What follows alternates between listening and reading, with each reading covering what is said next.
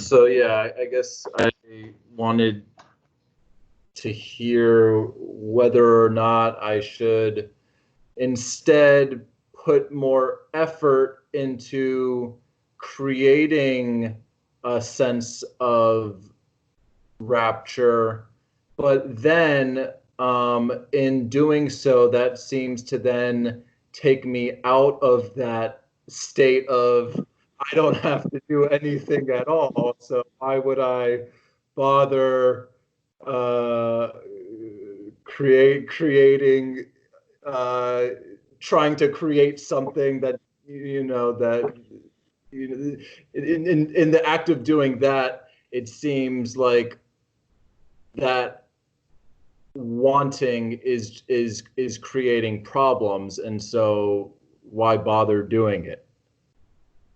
Well, that's the kind of the point that we're making. Right. All right. And uh, the thrill or the bubble don't last, but Mm-hmm. the satisfaction does. Mm-hmm. Okay. The song "The Thrill Is Gone" comes up, but they're thinking about something else. Another way of talking about it would be once you open a bottle of champagne, the bubbles only last for so long. Cokes go flat. Mm-hmm.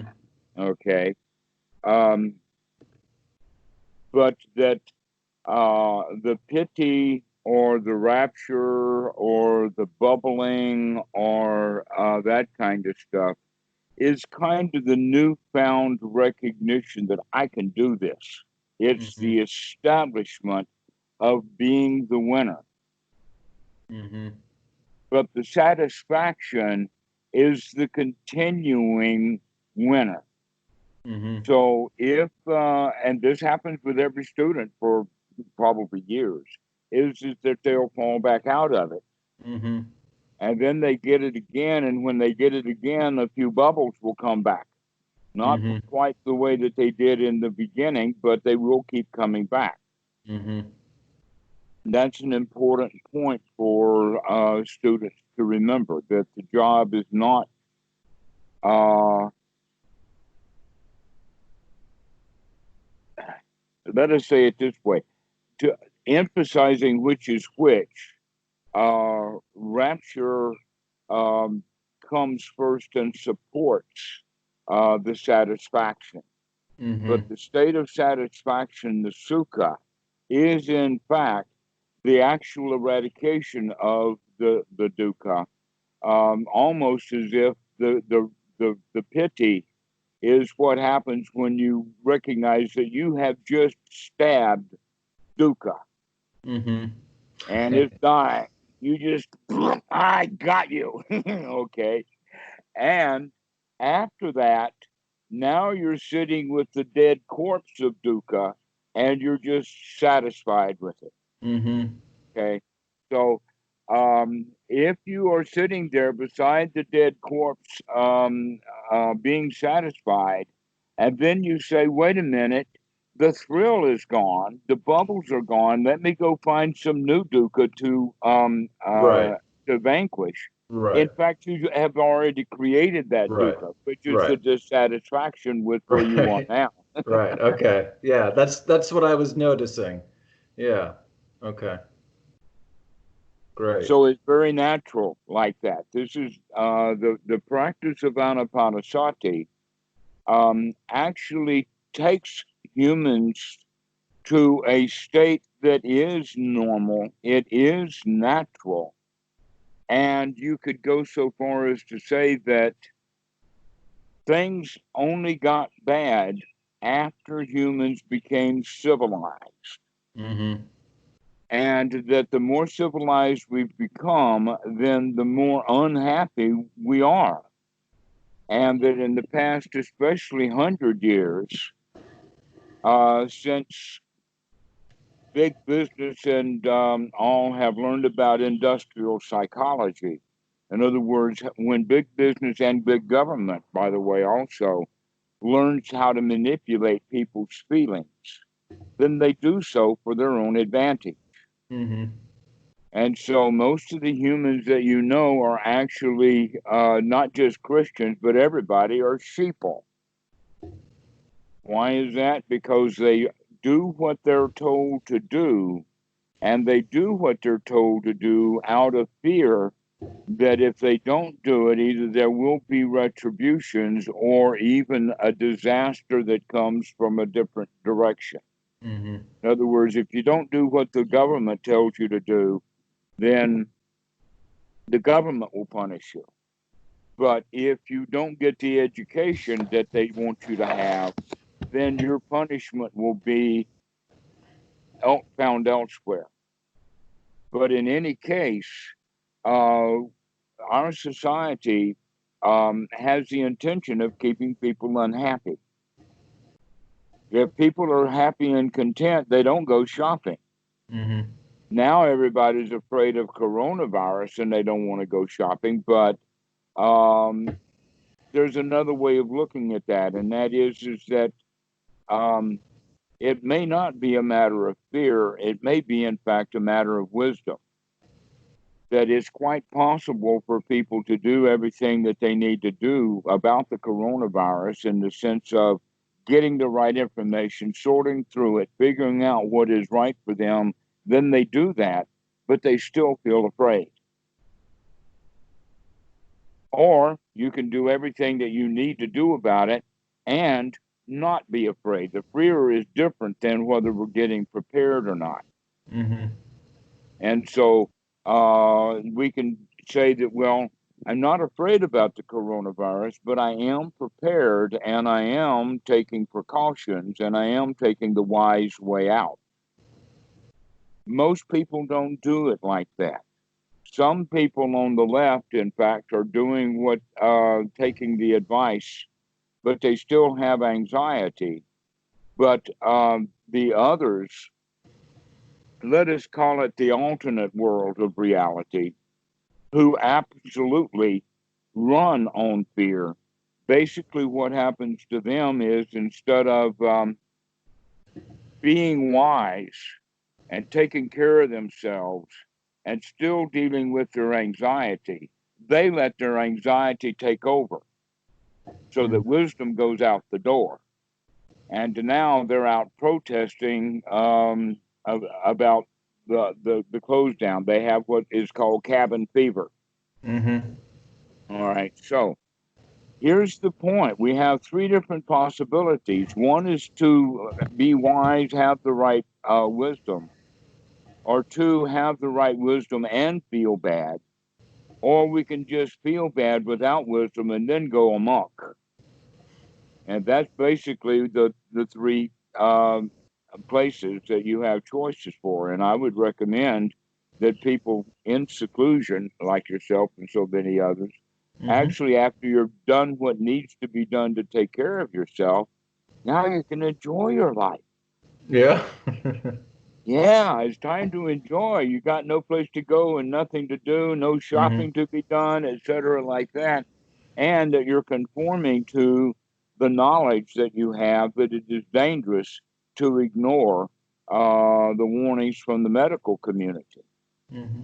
Okay, so you have that kind of dichotomy showing up in the United States. Basically, um, it's Donald Trump himself that is causing this um, kind of fear based craziness.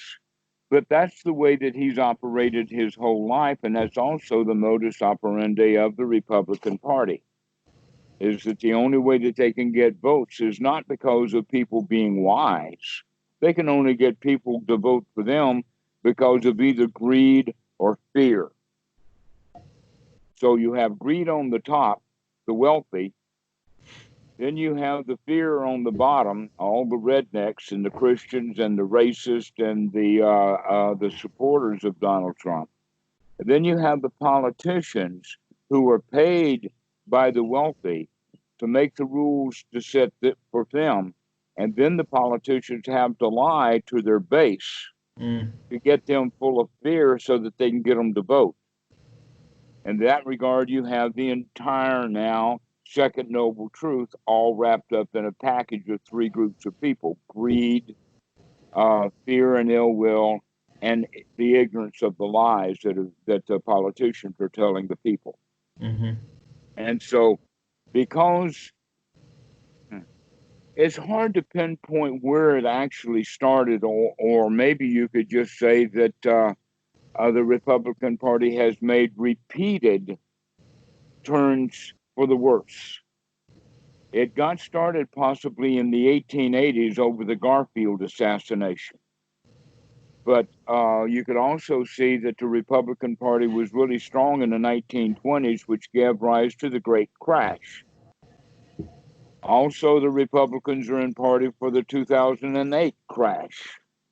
And now you got the Republican Party now for this really big crash. Why? Because money and fear is more important to them than wisdom. They're looking for power. And it somehow or another, the Christians have gone along with that. And I can understand why. Basically, what we're looking at is that the Republican moneybags who were trying to figure it out, including Nixon. Nixon was right in on this, if not the leader of it. They called it the Southern strategy. Okay, you've heard about that. And it happened that when Johnson, under pressure, put through the Civil Rights Act, most of the redneck Christian racists were Democrats. Hmm. But because the Democrat Party put in through the Civil Rights Act, many of those Strom Thurmond Dixiecrat kind of mentality changed parties, but they were wholly strongly invited to join the Republican Party. So that back in the 1960s, there was a kind of a big shakeup where a lot of people who were Republicans started to become Democrat because they were kind of being pushed out of their party. And so that's been happening. You've heard that they lament that they don't have any more centrist in the Republican Party, that it's all gone really right wing. Mm. The reason for that is because they have now basically the Southern strategy was that if Christians are so stupid as to believe their magical stories about Christianity, they'll believe our magical stories also. Mm. And so that's basically what is the base of the Republican Party, and it is big time right now. And what you wind up seeing is that people are doing things directly against their own best self-interest. But at the bottom of it is fear. And right now, the brand new fear is not immigration and racism and lefties and all of that. Now their fear is economy and stir crazy. Mm-hmm. But while we are practicing anapanasati sitting at home, we have ways of getting out of that. And this is what we're talking about. Let's not be in the mindset. Let's get our wisdom faculty going enough to get ourselves into a safe place so that we can sit and do nothing. Mm. That whole mentality about getting into a safe place is the reason why caves are often used. Mm-hmm. Even though some caves have snakes, the monks learn to live with the snakes, and the snakes learn to live with the monks, and it's not so dangerous after all. I over at Wantsu and Moke, part of the land complex that's owned kind of by the let us say by the association that has gathered together in Bangkok. There are two major hills. One of them looks like a regular kind of hill, except that it's all volcanic. But Mm-hmm. underneath the springs that pop up out of that hill, the water the rainwater hits this mountain or this hill, but the water that comes up is hot and chemically active, just like it's a hot spring. Okay, the other hill or the other mountain is actually a crater, and so you can climb this hill from Actually, there's only two sides that you can climb it. But you climb this hill and you find that there's an old crater there. Hmm. That the top of this mountain has been blown off. Mm-hmm. Inside of this crater are several caves. And the monks really like this place. This is a place that, I mean, this is a very friendly place. It's very safe. There may still be snakes there. I'm not sure. Um, the last report I heard of snakes there was probably about 40 years ago. But they probably are still. I mean, it's a nice place for snakes too. I imagine they'd come back. But no one's ever been bitten Uh-huh. by by any of the snakes. I don't think that there's any cobras there, but in that area of Thailand, there's a an asp kind of snake, not very big, and they're poisonous, but not very poison. Mm-hmm. So people don't generally die from it unless they're very sick, old, or very young. But most people who would be out, so they're not really dangerous. Mm-hmm. This is a really then safe, quiet place that the monks go to find. Mm-hmm. So also Bodhidharma, they would go to places that were safe. Well, now that we have modern housing the way that we do, your house is safe enough. It was intended to be safe. And so now that you have a safe place, you've got most of the stuff fulfilled for the environment that you need. You're secluded, you're away from the world, you're safe, Mm-hmm. and that you can dedicate yourself now, dedicate your time to getting the mind in a really good, positive state and staying there. Mm-hmm. And the process of getting the mind into a good, positive state is actually quite exhilarating. But the exhilaration wears off, but Mm-hmm. not the effect of the satisfaction. Mm-hmm. So you have the satisfaction, you have the will um, to stay in that place, and you've got the tools. And Mm-hmm. as you can see, even though I've been talking to you, what, in 18 or 20 hours or so far with all the calls that you've made, it's actually a very simple process. Mm-hmm. But it is so alien to the way that we normally live our lives that it takes repeating over and over and over again. Yeah. Yeah. And so, what you're saying is correct. The thrill does go off. The bubbles do uh, uh, eventually bubble up and finish. Um, and so, there's nothing really wrong with that because really the pity is not so much of bubbly feelings, but rather uh, uh, the success and the feeling of success and the Mm-hmm. knowledge that you can do this. This is what is the source of the pity, and Mm-hmm. that it's kind of like a side trip for people to chase after the pity because it's the sukha, the actual satisfaction that also gives them the sense of safety. Mm-hmm. Um, how to say it? It's like we we closed the doors, we got into seclusion. That place is safe, and we know that in an intellectual way. But now, when we get ourselves into a state of sukha, now the safety and security goes to a much, much deeper level. Mm-hmm. It's real security that's based in satisfaction.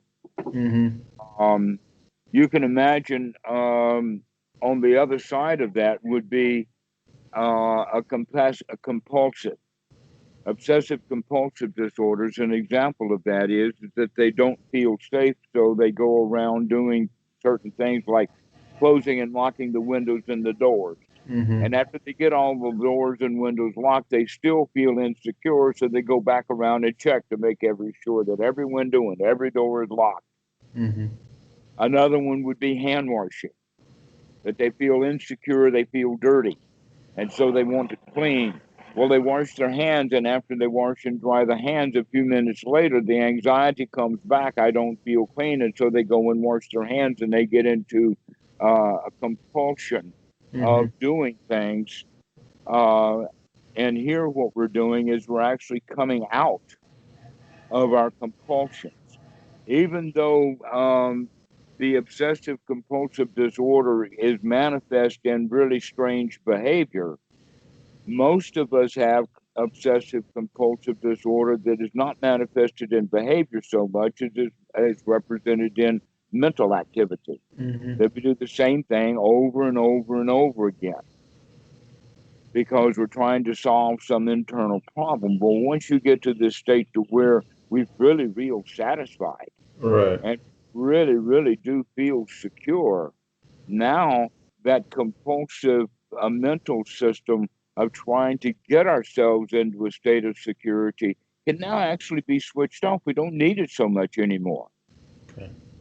In a way, we're talking about, in fact, of the adult wisdom part of the mind taking over the child, more primitive part of the mind, and learning to control it in a way that the primitive part of the mind becomes satisfied. And in this regard, the child actually feels safe. Mm-hmm. That With Go ahead. with regard to the breathing, I've been noticing that my breathing wants to get more shallow when I get into a state of being okay. And then the intention would be like, oh, you're supposed to be deep breathing now, and that seems to create like that's just another unnecessary thing that doesn't need to be done. Okay, now here's something very curious and interesting about that. The kind of language that you just used indicates that this is not wisdom telling you to take a breath. This is your old set of rules that in fact you've heard me Right. talk about Right. how valuable the breathing is, but instead Right. of putting that in your wisdom pocket, you put it in your rule pocket instead. Right. Okay. All right. This is quite common, and that Freud called this the superego. Freud called it the parent ego state, and the Buddha called it silabhasa paramasa. That Uh-huh. we like to take good ideas and make them into rules. Right. Okay. Okay, All so the right. next time that you see yourself doing that, Yeah. in the sense of, oh, you've gotten very quiet and you've forgotten about the breath and it's gotten very shallow and you're in a very good state. And then you have the thought, oh, you aren't breathing. You should be breathing. Right. Then the next thing that you should do is wake up and say, aha, I see you, Mr. Parent. I see you, Mr. Should. Right. Right. Okay. All right. Okay. I will And have more faith then in my own intuition about things. yeah, so it's no longer now a should that you should do it. It's add to the pleasure. Taking that deep breath is really, really pleasurable. Mm-hmm. Allow it to be deep pleasure Mm-hmm. so that every time you think about it, instead of thinking about it in the sense of you should do that, it's, wow, I could do that too. All right. But it is right that when we get into a state of satisfaction and we get into lulling ourselves, uh, that the mind goes into a really peaceful state. Mm. And let us say with proper training and eventual, that that state can still be, well, it is in fact second jhana in Mm-hmm. the sense that there are no visual things coming and that there's no talking to oneself. Yes. Still, you can continue with that deep breathing. So You can I've also sometimes been noticing well, a couple things. There seems to be two phases. The first phase is when is like the ordinary verbal thoughts seems to be too much effort. So it's like I don't have to do that shit either. And then the next level is the more quicker thoughts that I'm still kind of learning to let go of as well. That's very, very good for you to recognize that, yes, that the constant heavy duty thinking that we all do is a lot of work, unnecessary. Yeah. And when we get to the point that, like this Corona-19 situation is just so beneficial. This is the best thing that could have possibly happened. I could not have imagined something as nice happening as what's happened. And the longer that it happens, the better.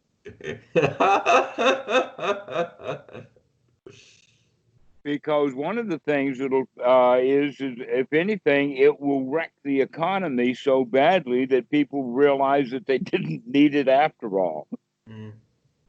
That what they need is the goods, not the economy. And that mostly when we think of economy, we're talking about economic professors and mostly day traders and Wall Street and all of that. They're still going full guns. They just took their computers home and they haven't stopped an inch.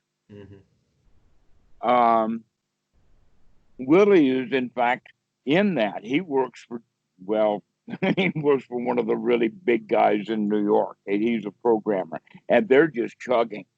They're using this as an opportunity. But most people who work on the outside, they can't go to work.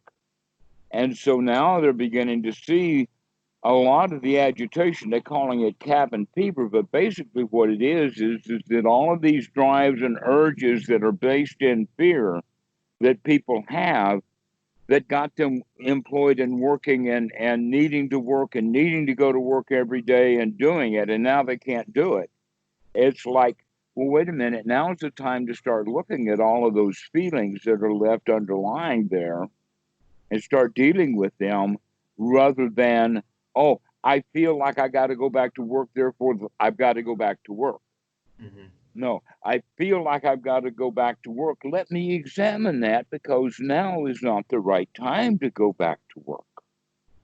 And so everybody has that opportunity. If we could get that word out, that, to start looking at how you're feeling about what you want to do rather than having to go do it just because that's how you feel about it. And work is one of them. So let us say then that everyone who is doing anything about meditation and practicing meditation, this they know is a wonderful opportunity for them to actually practice and get something going. Another one is, and this is actually hilarious, that in the United States, they don't have the kind of a futures market for oil that they do in Europe. So you can buy oil in Europe and not take delivery of it. But in the United States, if you buy oil, you've got to take it. Right now, oil is less than $0 a barrel. Yeah. Because they've got so much of it and they've got no place to put it. Even OPEC is now cutting back production of 11 million barrels a day. Well, guess what? That's about the entire output of Saudi Arabia when they're going full torque. Well, guess what? Look outdoors. How's your skies? How are the skies in your area? Have you noticed the sky? Well, it was raining today. Okay, all right, but the rain actually, you have heard of acid rain. Yeah. Do you know what acid rain itself is? Pollution. Okay, there's two kinds of acid rain, that which is carbon dioxide oriented and that which is sulfur oriented. They actually got rid of the worst part of the acid rain by getting the sulfur out of the gas. but they still have carbon dioxide. Carbon dioxide with water makes carbonic acid. It is acid rain. Mm-hmm. So when it's raining outside your house, that's just an indication that the sky is getting more clean, more clean. Carbon dioxide is coming out of the atmosphere where all the jet planes are putting stuff out, spraying their jet fuel residue out the back of the jet engines. That stuff is very, very high in the air. Mm-hmm. The real problem is the surface transportation. But mostly the pollution from surface transportation doesn't get more than about 400 feet in the air off the ground, whatever elevation. Mm-hmm. Which means that if you take all the cars off the road, the stuff that the cars put out is going to hit the ground pretty quick, especially when it's raining. Mm-hmm. And so I've got friends who are in London who are saying they never saw the sky so clean. Yeah. Same thing as with New York. Here we've got clear skies, so it doesn't show much. Mm-hmm. But basically, the planet Earth is taking a breather. It's taking a breath. And the way that it did it was by taking the breath away from the humans who were causing the pollution. Uh-huh. And I say that now, that's poetic justice for you. Yeah. It's poetic justice that the earth can breathe because the humans can't. Mm-hmm. So all in all, I see this as a very, very good thing. It gives people a chance to cool off, figure out what life is about, stop looking at what they're greedy for and what they want, and start looking at what they actually need. Mm-hmm. And then learning to sit and be happy. I can see this as a marvelous thing that has happened to the planet Earth. Mm-hmm. And it's let us say, compassion. If we have real compassion for all of those that are sick and dying, that should most of the point about compassion is wisdom. That we take a look at how things can go wrong, Mm-hmm. so that we can avoid having things go wrong like that for us. But it also engenders a spirit of generosity. And right now, I'm seeing that while there's a lot of graft, corruption, and profit taking, I also see a lot of generosity happening. Mm-hmm. And that generosity is something that had been laying dormant, but now people are beginning to practice it more and more. That's what we need. We don't need competitors. We need cooperation as humans to become much more social and less in the competitive greed mentality. Mm-hmm. So, in all of those respects, I think that there is benefit, and that the longer this lasts, the better. To the point that if it lasts what 5 or 6 months, the air is going to get really nice and clean. Yeah. Though global warming may in fact start to change its direction, but the thing that we can hope for best is that enough people wake up Uh-huh. that they don't want to go back to work. And a lot of people don't go back to work. That of those 15 or 20 million people on unemployment now, about half of them may not ever go back to work. Right. Yeah. They may be wise enough to figure out how to live without having to give their whole day into just survival. Because that's in fact the part of the lies that the money bags have been telling us, is that you've got to work to eat. In Thailand, they'll laugh at that. That people here in Thailand work because they want to improve their life. But if they don't work, they're still going to eat. They've got families. And that many of the businesses are family businesses, which means they probably got more people in the family than the business can handle anyway. And so people don't have to work. There is also more based in agriculture that continues to be agriculture with small plots of, especially up in the Northeast, They have now gotten to the point of doing 2 rice planting seasons, and they still have plenty of time off. Mm-hmm. What they'll do is they'll plant. The whole family will be out planting. And after the planting is done, only 1 or 2 needs to stay there and take care of. Everybody else goes to their, in that family, to the family apartment in Bangkok and whips it up for a month or 2. Mm-hmm. And then they go back and they reap the harvest. And after they reap the harvest, then they go back to Bangkok while the rest of them are doing other things, like getting it ready for the next planting. And then everybody comes back for the planting again. Mm-hmm. And so Bangkok tends to fill up at odd times of the year. Why? Because everybody's the rice planters are all on vacation. So Thai people are used to having long vacations. Mm-hmm. Songkran is possibly the best known one because Songkran is the old original holiday. It was the original New Year time for Thailand. Yeah. But since the Chinese invasion and now the Western invasion, Thailand winds up with 3 New Years every year. That's nice. And each one of them is a time for big celebration. Mm-hmm.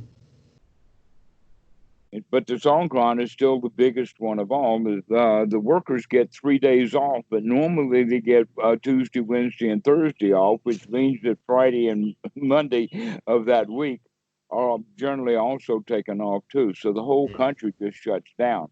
Mm-hmm. That just happened a week ago, Mm-hmm. but they were already shut down for the coronavirus anyway. But even even immigration was closed for a month.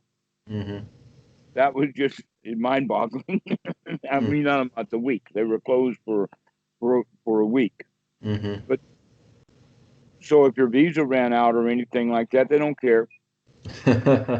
Just show up after we open back up again, and you're Uh-huh. good. Yeah. Nice. um, but but so we're looking at this mentality that the Westerners have, that then they go stir crazy and they want to open things back up. They want things. Mm-hmm. And no one in that group is actually using wisdom to Mm-hmm. figure out what really needs to be done. They're all operating out of feelings that they don't really know how to manage. But you guys, the new crop of Dhamma dudes that are showing up, and they're showing up by the hundreds of thousands, if not millions, are taking this as an opportunity Mm-hmm. to really, really enjoy your life, to be satisfied, to be secure, to feel good. And so this is something that you can practice all day. In fact, Mm-hmm. just last night I was on the Skype call with Dan Ingram, and we were talking about this. Mm-hmm. That many people think, oh, I'll do a retreat, a 10-day retreat, and then a few months later, oh, I'll do another retreat. But the real issue is now that we've got a long-term retreat, why isn't people naturally just in retreat all the time? Mm-hmm. Do your own retreat. If you've ever done a Goenka 10-day retreat, then fine, do your own 10-day Goenka retreat. Mm-hmm. Whatever you're up to, let's do it now because this is such a marvelous opportunity to basically raise, if you would think about it in magical terms, to raise the consciousness level of humanity. We Mm-hmm. haven't had an opportunity to do that since they nailed Jesus to the cross.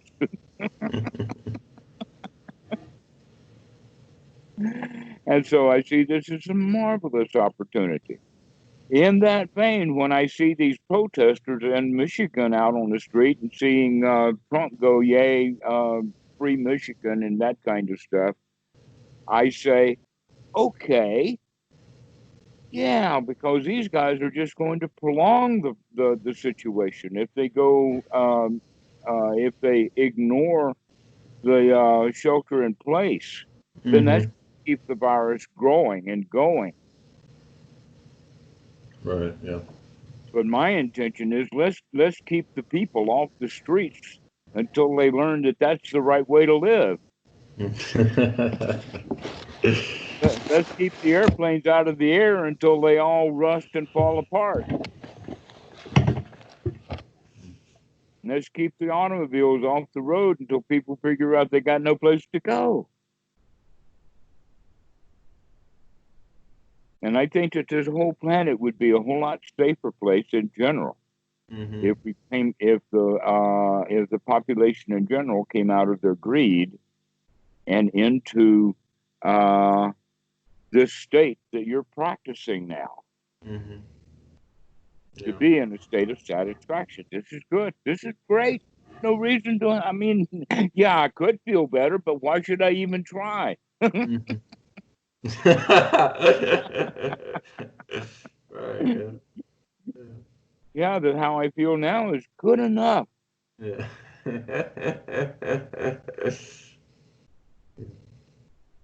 That's a really good way of looking at it. Is let's get ourselves. It doesn't matter whether it's a level 1 satisfaction or a level 10 or even a level million satisfaction. Satisfaction is satisfaction, and dissatisfaction is dissatisfaction. So if we get ourselves into a state of satisfaction and practice being there and practice getting into it, that satisfaction on its own naturally will come deeper. But still, satisfaction is satisfaction. And wanting to feel better than you're satisfied with now, that's not satisfaction. That's wanting to feel better. Yes. And so be careful of that when you're practicing. You get yourself into a nice state of satisfaction. Don't worry, there's no bubbles. The champagne is just as sweet. Okay. All right. Great.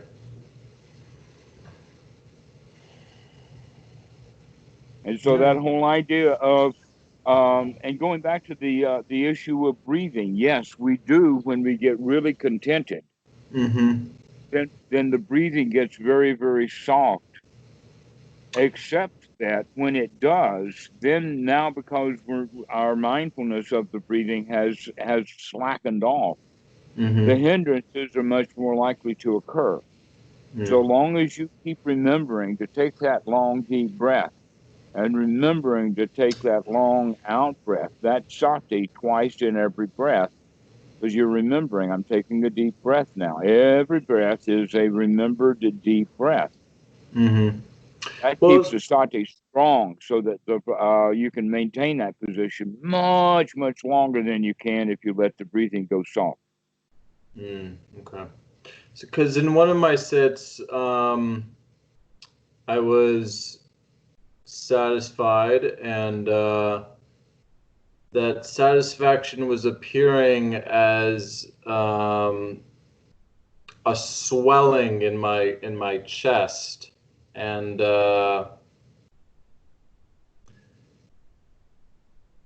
yeah, the breathing wanted to be shallow. If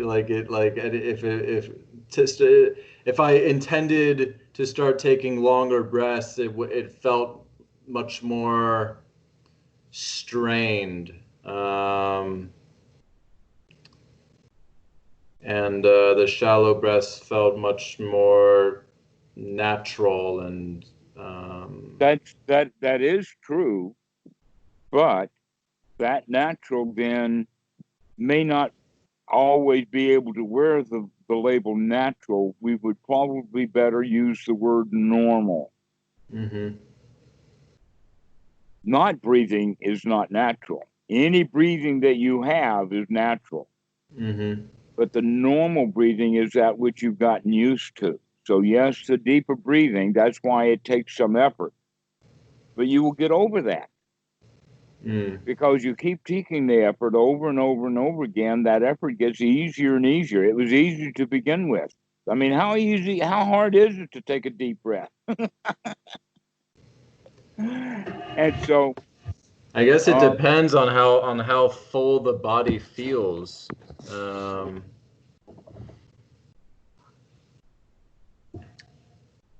Matt and I were talking, I don't know if we did a recording of it, His father was actually in the hospital in England Mm-hmm. with the virus, but his dad never got onto a ventilator because Matt was on the phone with him on a almost continuous basis, helping him to remember to keep breathing. Mm-hmm. Um, there's many examples of what we're talking about here, but the out breath is very, very healthy. And for the coronavirus people, it really is healthy because a deep, long out breath, even with a cough, throws that stuff that's in the lungs out. It's Mm-hmm. expelled. Now, the coronavirus is probably going to be all over that room, maybe an inch thick by the time the guy gets out of there. But the whole point of the coronavirus cure that people are able to do is because they're able to breathe it out and get it out of their system. Mm-hmm. But coronavirus is not the only thing that people need to expel. It's the carbon dioxide is the main thing. So when we get to breathing very, very shallowly, what that means is that the pH levels of the blood rises a little bit Mm-hmm. because the carbon dioxide is still sitting in the blood. And when the carbon dioxide is in the blood, what that means is that the red blood cells that are red because they have iron in them, and the redness is the iron oxide. So when the body is full of when the bloodstream has additional unexpelled carbon dioxide, that means also that the oxygen levels are lower. Mm-hmm. So because of that intermingling, so continuing to do the breathing is most useful and beneficial to keep your energy up. Like for instance, tiredness. That I recognize that my tiredness wherever it comes from, can be mollified through deep breathing. That the tiredness kind of goes away because now we've got more oxygen in the blood to get things going. But Mm-hmm. if you get into that soft, low state where um, you're not paying much attention to the breathing and it goes shallow, then that means that we're putting the body back into the normal state that it normally is, Mm-hmm. which means then that the old habits, the old feelings, and all of that kind of stuff are much more likely to start up again. Mm-hmm. So long as we can continue to take that breath and make sure that it's a little bit bigger than normal, then that's going to keep our sati strong. It's going to keep the satisfaction strong. It's going to keep the mind and the body energized so that we don't get tired and drowsy and whatnot. And the Mm-hmm. hindrances then can be kept at bay by better breathing.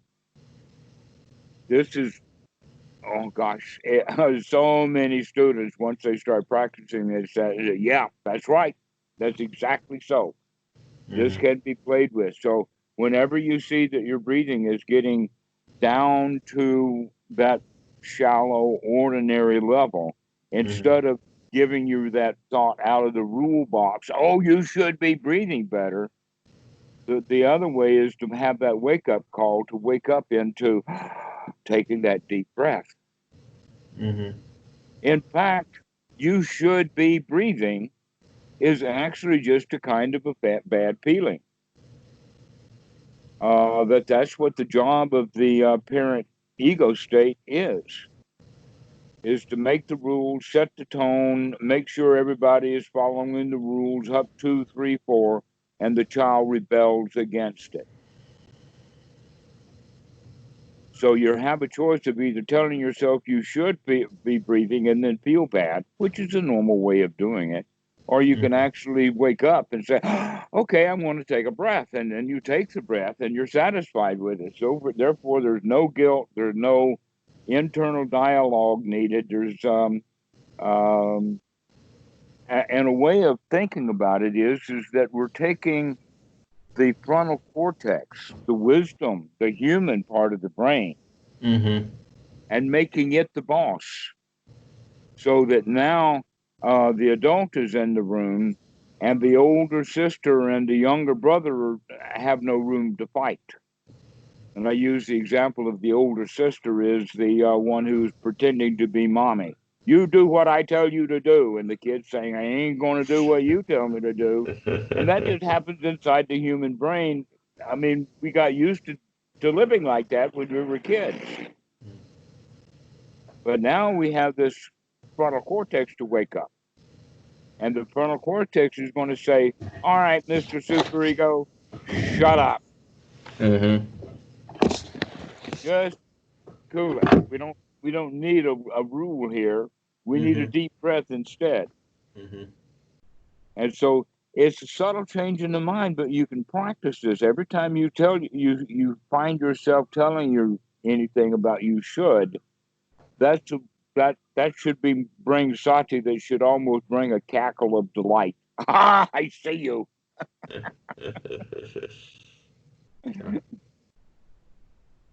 All right. I'll play with it. Okay, good. You continue to play with that. That's something to play with. You got lots of time, no place to go, and nothing to do Yeah. except to sit here and feel good about what you're doing. Yeah.